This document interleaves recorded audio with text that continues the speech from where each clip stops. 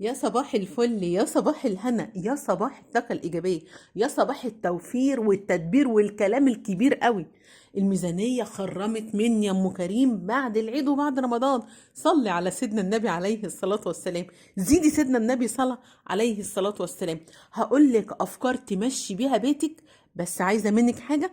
ادعي لي دعوة من قلبك ربنا يشفيني ويبارك لي في ولادي.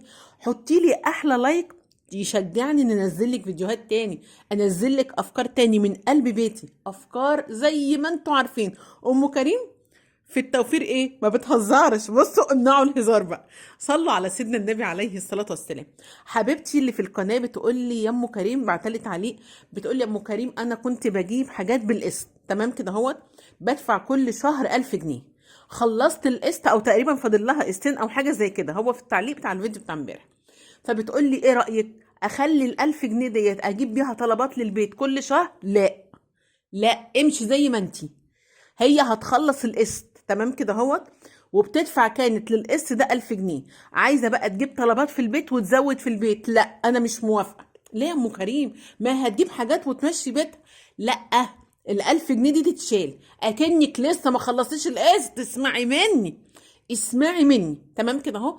كل ما هتكملي حق سبيكة ربع 8 جرام، اجري جيبيها واركنيها على جنب. اجري جيبيها من غير تفكير.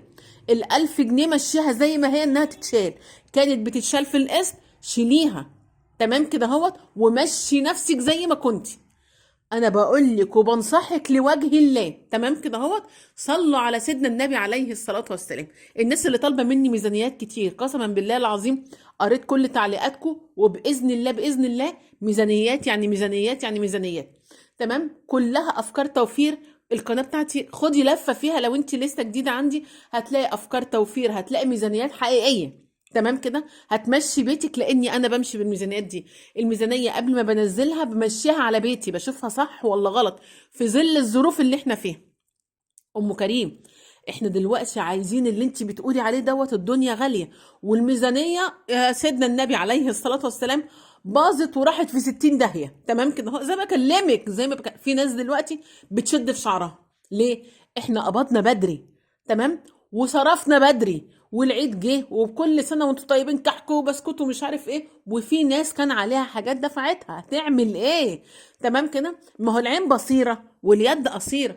تعالي بقى نشوف ممكن تمشي بيتك ازاي. ممكن بصي افكار وافكار وافكار، باذن الله باذن الله ربنا ييسر لنا حالها، ويحلنا ويفرجها عليا وعليكم، ويستر عرضي ويستر عرضكم. قولوا امين امين امين امين. تمام تمام. طيب اول حاجه هتعملي ايه بقى يا ام كريم؟ اول حاجه بصي يا حبيبتي، العلبه دي او الطبق ده او الكوبايه دي، اي حاجه، هتجيبي بطاطس ديت ما تخلاش منها التلاجة بتاعتك. ما تخلاش من ده، انا هوريكي حاجات للبطاطس كمان، انا مطلعه لك حاجات من قلب التلاجة.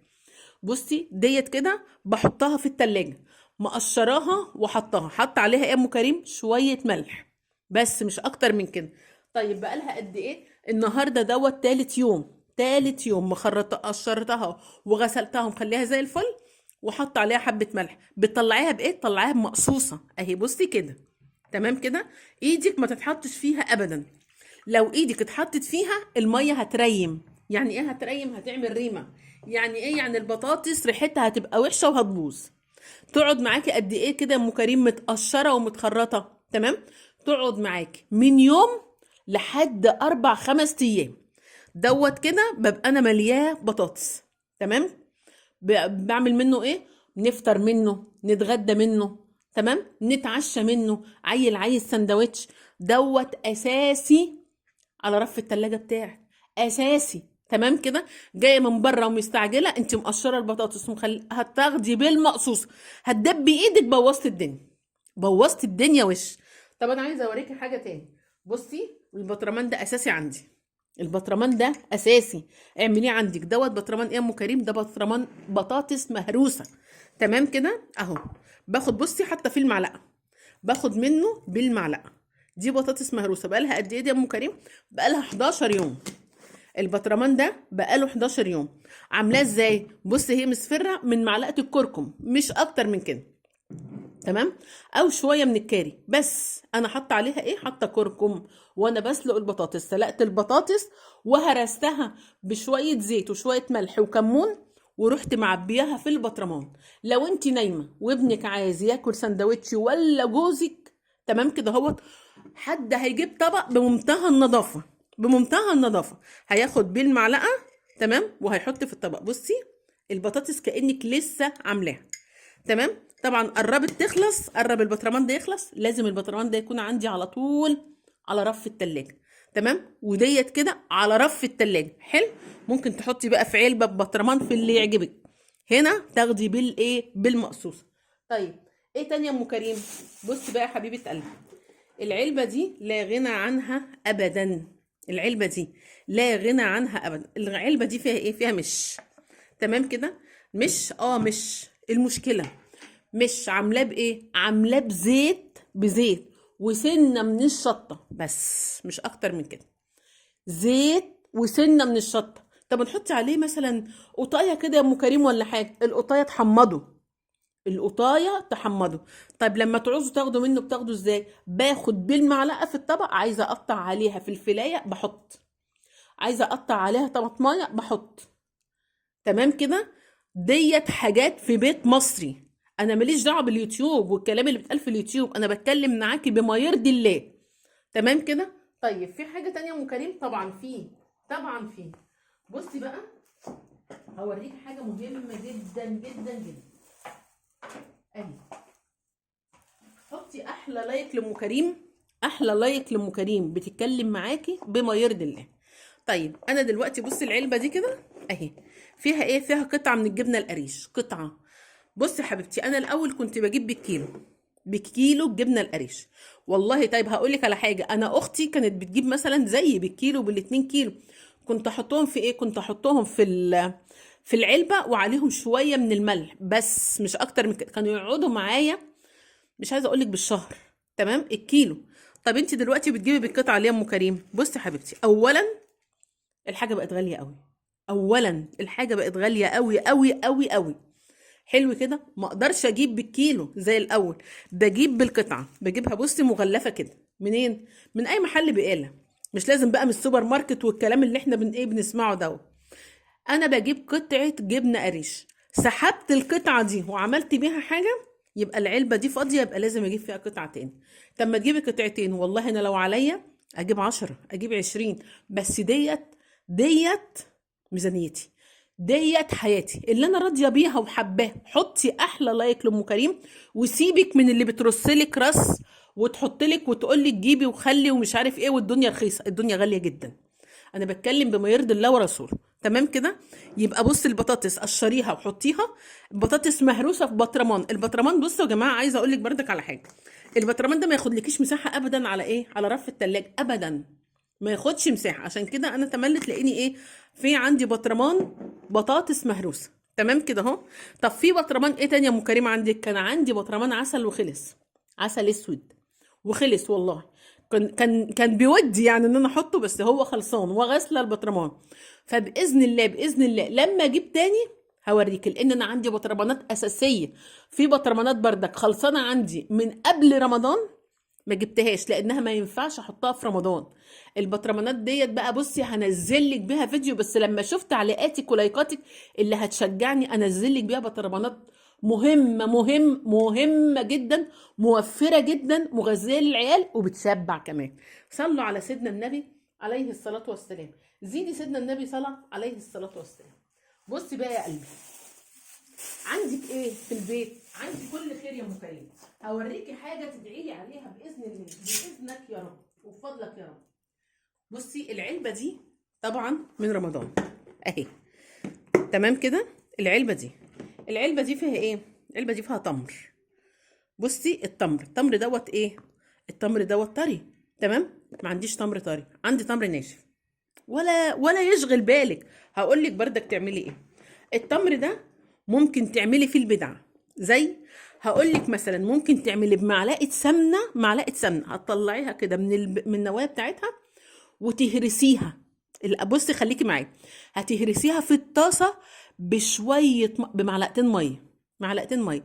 طر العجوه، طريها في الطاسه، اهرسي فيها والنار شغاله شمعه. بعد كده هتجيبي معلقه سمنه تحطيها واعملي سندوتشات العيال وبتاكل. العيال ما بتاكلش ده يا ام كريم. عينيا الاتنين حاضر، انا معاكي في اي حاجه، معاكي في اي حاجه. التمر دوت انا عايزه اكل العيال، لان التمر ده مشبع ومغذي جدا جدا. هعمل ايه بقى؟ بصي، نص كيلو لبن، نص كيلو لبن اهو، ده والله اللي عندي والحمد لله، فضل وعدل ونعمه من عند ربنا. نص كيلو لبن، هعمل ايه؟ هحط عليه نص كيلو ميه، لا هحط عليه كيلو ميه. انا بعمل كده يعني، بصي كوبايه اللبن بضاعفها بكوبايتين ميه. يعني ايه يا ام كريم؟ هقول لك. يعني مثلا الكوبايه دي كده، الكوبايه دي بغلي اللبن واملى الكوبايه دي، حلو كده. بحط قد ايه بقى ميه عليها؟ بحط كوبايتين، كوبايتين لاي حاجه تتخيليها، لاي، لو بشاميل، لو بشاميل، لو كشك، لو رز بلبن، لو مهلبيه، لو اي حاجه هستعمل فيها اللبن، بقيت اضاعف كميه اللبن. طيب التمر واللبن هتعملي بيهم ايه؟ هعمل بيهم عصير. زي ما بكلمك سقفه لام كريم. وبصي، ادعي لي دعوه من قلبك. واللي بتقول لي يا ام كريم احلى حاجه فيكي ضحكتك، والله العظيم يا حبايبي ربنا يرضيكم ويكبر خاطركم ويسعدكم ويستر عرضكم. تملي ادعي بستر العرض من اللي احنا بنشوفه، من اللي احنا بنسمعه. ربنا يستر اعراضنا، قولوا امين. بصي حبيبتي، هتجيبي التمر تنضفيه من البلح، من البلح تنضفيه من النوى، تكوني غاليه اللبن، حلو الكلام. اضربيه في الخلاط، صفيه بمصفى، صفيه، مش هقول لك بمصفى سلك، بمصفى عاديه خالص، حلو الكلام دوت. حلو قوي يا ام كريم. بعد ما صفيه اسقلي العيال، مشبع جدا. عارفه لو العيل خد كوبايه تمر باللبن، ضربتيهم في بعض، مش هقول لك بقى اغلي اللبن وايه وحطي فيه التمر، العيال بتشرب ساعات اللبن وتسيب التمر، او العيال تقول لك لا مش شاربه. لا ما تحطيش عليه فانيليا، في ناس بتحط عليه فانيليا، بتضيعي طعم الحاجه. انا عايزه طعم التمر، ما تحطيش سكر، ما تحطيش سكر خالص. تمام كده، مش هحط سكر انا بعد ما ايه، ما احطش سكر ابدا على التمر. انا عايزاه السكر بتاعه زي ما هو. وهجيب المصفى بتاعتي وهروح مصفياه والعيال تشربه. هقول لك على حاجه، لو انتي ما اكلتيش العيال، ما فطروش الصبح، مش هيفطروا، وخدوا كوبايه اللبن بالتمر ده، نامي نامي وبصي وارتاحي، وما تساليش في اكل انا اللي بقول لك. ما تساليش بقى العيل فطر ولا لا. شوفي اكتر من كده ايه، انت كده دخلتي له غذاء جامد جدا. تمر بلبن، تمام كده. هتقولي لي يعني ما ياكلش تاني ام كريم؟ اديله يا ست سندوتش جبنه يا ست سندوتش جبنه يا ست، ده مشبع جدا. تمام تمام. طيب في حاجه تانية يا ام كريم؟ لا في كتير، لا في كتير عند ام كريم. حطي احلى لايك، قولي لام كريم انا حطيت اللايك، مش سامعه طيب ماشي. عايزه بقى ايه؟ اخلي العيال كده تفرفش وتزقطط. حبه فشار، حبه فشار بمعلقه زيت، مليت الدنيا. بصي تسالي، ما عنديش فشار ولا يهمك، ولا يهم، انا معاكي في اي حاجه. ما عنديش فشار، عندي لفه جلاش. ام كريم هعمل ايه بلفه الجلاش؟ طلعيها، افرديها قصادك كده، قصقصيها، ما تعمليش فيها اي حاجه، قصقصيها زي ما اكلمك، قصاقيس كده حلوه، باي شكل بقى، بالورب، مش عارف، بالطول، بالعرض.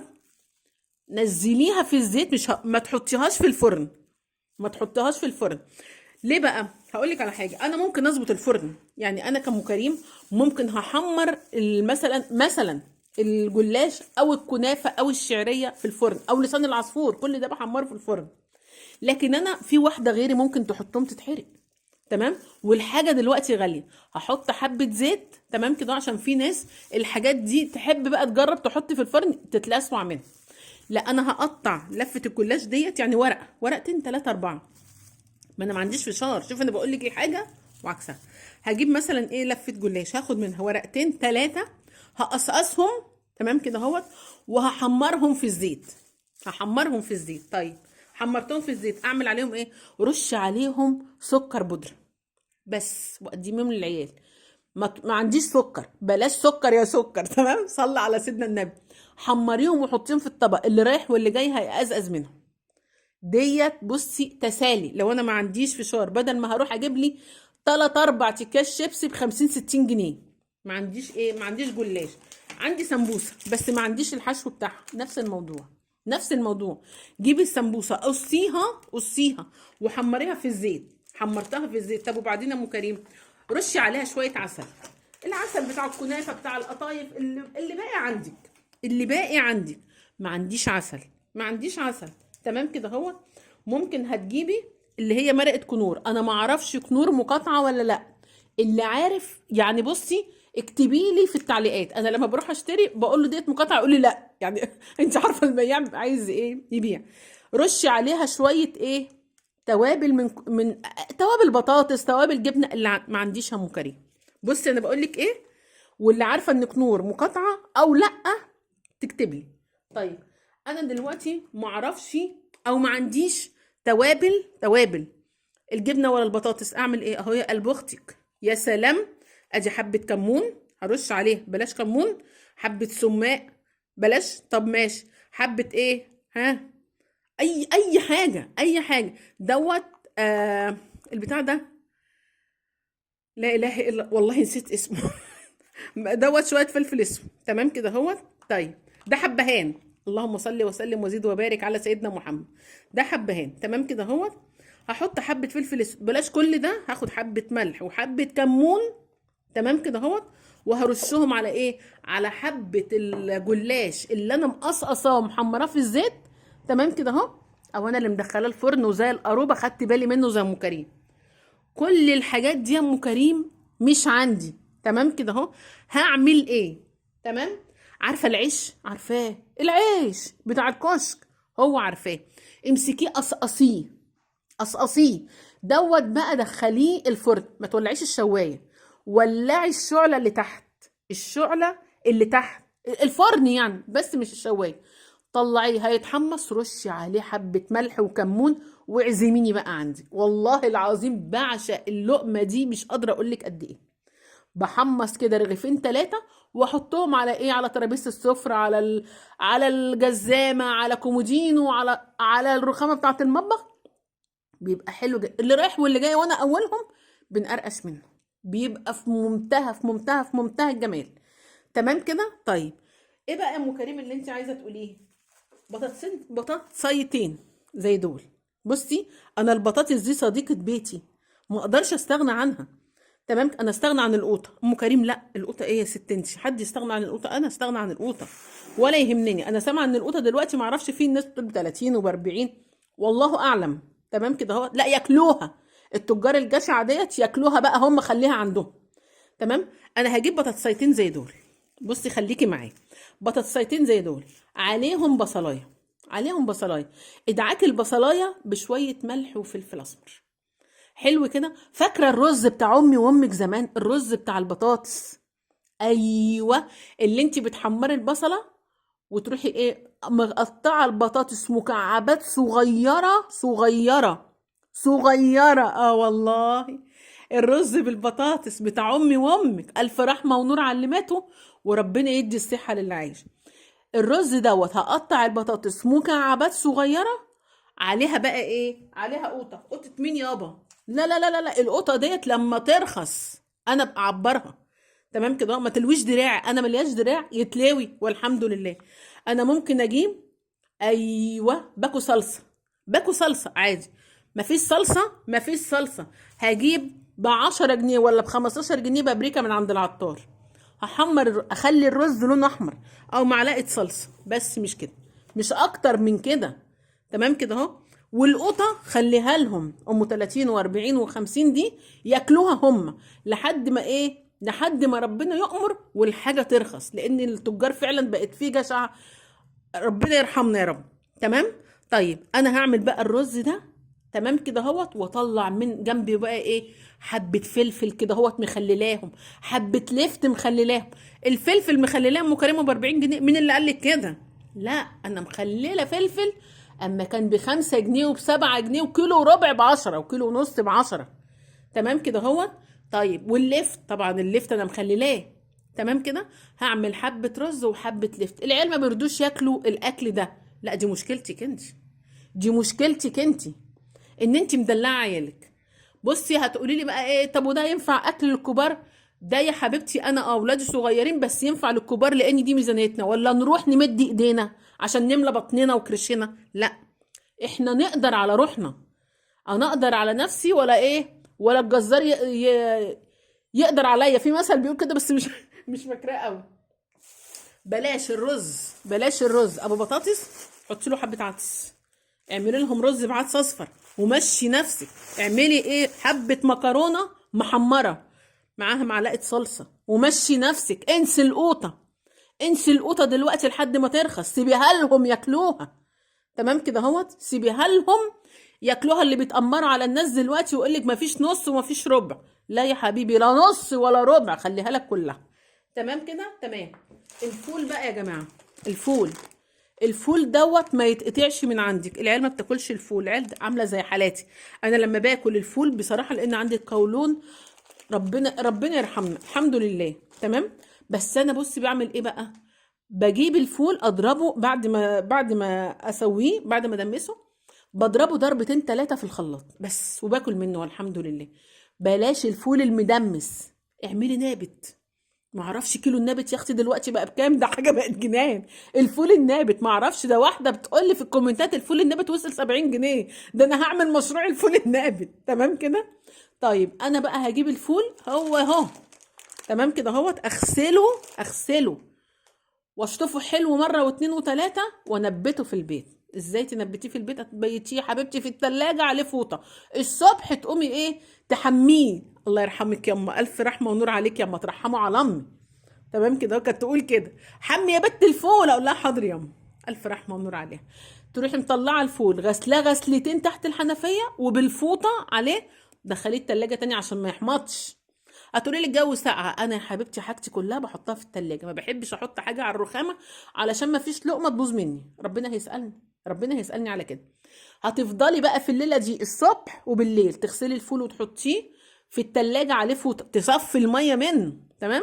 يعني تخلي شقشاق ميه فيه كده لحد ما هتلاقيه ايه، بقى ليه زلومه كده، الفول الفيل ابو زلومه. تمام. ينبت، وتروحي سلقاه يبقى زي العسل. تمام كده اهوت. احنا بنعمل منه فته. انا ما بتكسفش من حياتي، انا اتكسف لما ايه، لما مدي ايدي لحد ربنا ما يكتبها عليا ولا عليكم. وتعملي حبه فول بقوطه. عندك كي ايه تاني، عندي كل خير، عندي كل خير. عندي ان انا همشي بيتي باللي عندي. حته جبنه، حبه مش جنبهم حبه بطاطس محمره ولا حبه بطاطس مسلوقه، شويه رز ببطاطس بتاع امي وامك. تمام كده اهو. عايزه اعمل حاجه حلوه للعيال، فايض عندي حبه بلح، هجيب بلح اللي عندي، واضرب ايه معاه حبه لبن وكوبايتين ميه، كوبايه لبن عليها كوبايتين ميه.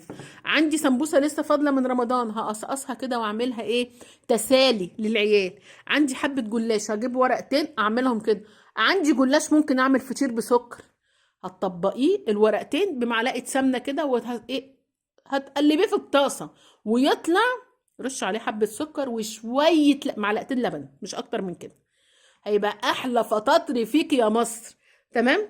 صلوا على سيدنا النبي عليه الصلاه والسلام، وزيدي سيدنا النبي صلاه. اوعي تنسي اللايك لام كريم، استني مني فيديوهات قويه جدا جدا جدا يا معلم.